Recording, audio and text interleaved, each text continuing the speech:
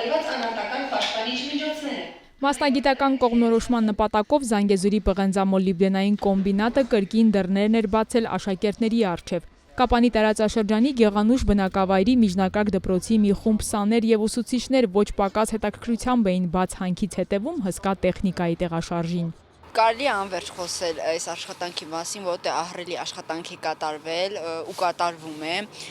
Իսկապես չես պատկերացնում տան նստած, բայց երբ մոտիկան մեզ տեսնում ես, այս ամեն ինչը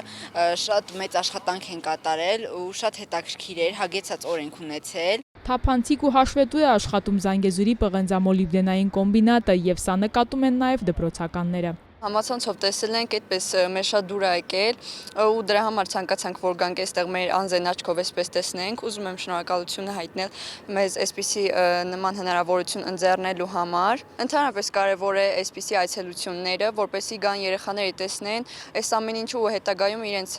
մասնագիտության հարցում կարողանան ճիշտ կողմնորոշվել։ Տարիներ առաջ չկար այս հնարավորությունը երեխաների հետ գալ, տեղում տեսնել խոշոր ընկերության աշխատանքը, խոսել մասնագիտության մասին եւ փորձել շահագրգռել դպրոցականներին, ասում է մանկավարժ Մերիղոնյանը։ Հիմա ամեն ինչ այլ է։ Այսպիսի այցերը շատ կարևոր են եւ շեշտը դրվում է հենց մարզում, հենց համայնքում գործող հանքարդյունաբերական ընկերություններին։ Մենք այցելել էինք Կապանի լեռնահարստացման կոմբինատ եւ հաջորդը նաեւ նպատակն էր այցելել Զանգեզուրի պղնձամոլիբդենային կոմբինատ, որտեղ մեր նախաձեռնությանը շատ այդպես ջերմ ընդունեցին։ Սպասելիքները արդարացվեցին ու նույնիսկ ավելի շատ բաներ տեսա։ Վաղուց էի հետաքրքրված այս